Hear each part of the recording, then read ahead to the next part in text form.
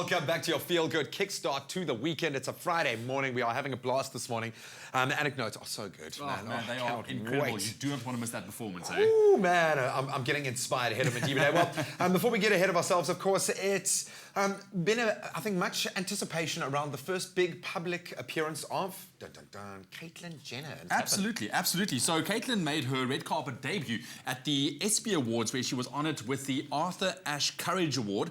So as her date, she brought all of her children, and she wore this glamorous white wrap gown as well.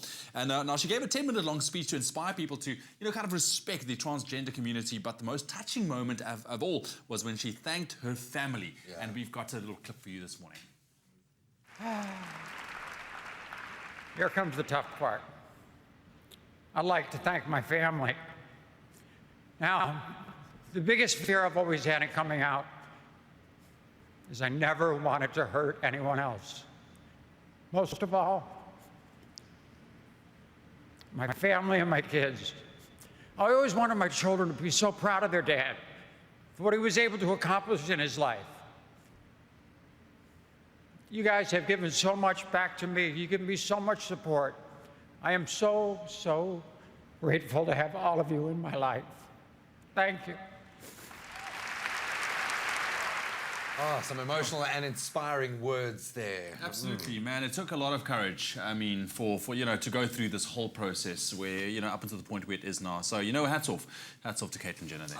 And we're going to have to ask the Fash Pack a little bit later what she was wearing, which designer won out there. But of course, Emmy nominations are in, and it's been a bit of a shocking turnaround this year. Yeah, well, you know what? I mean, it is the most exciting, time of the year as well. Of course, the Emmys. Now, it is taking place on September the 20th, and it's going to be hosted by Adam Sandberg as well, so it's going to be a very, very entertaining night for sure.